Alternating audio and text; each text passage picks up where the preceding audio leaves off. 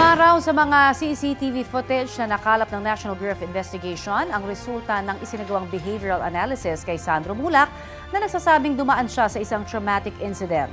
Balitang hatid ni Oscar Oida.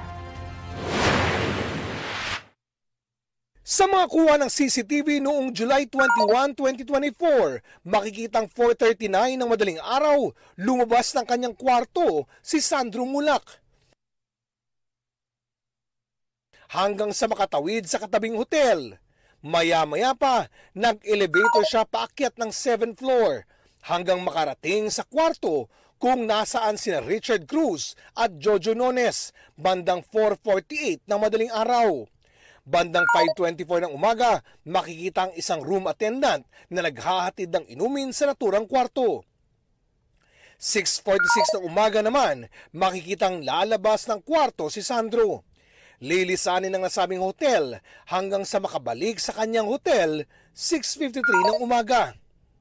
Sa lobby ng kanyang hotel, ayon sa NBI, mapapansin na umano ang pagbabago sa kilos ni Sandro.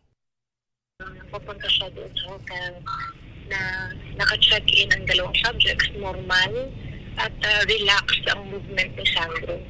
Pero after noong nangyari insidente ng pamumulestya, makikita mo na nagbago ang kanyang kilos. Siya ay mabilis na maglakad, balisa, at parang distressed and very anxious. Bigla na lang siyang umupo sa tabi ng wall, fronting the elevator kung saan inaantay niya yung mga kaibigan niya na sumundo sa kanya.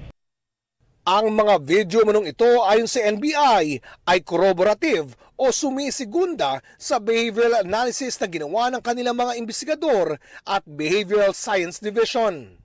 This was very consistent with the findings of the Bureau na meron ng traumatic incident na nangyari doon sa hotel kung saan naka-check-in yung dalawang subjects na nireklamo ng Sandro Mulak. Ayon naman sa abogado ng dalawang independent contractors, hindi pa nila nakikita ang mga CCTV footage. Sinusubukan pa naming makuna ng pahayag ang panig ni Mulak.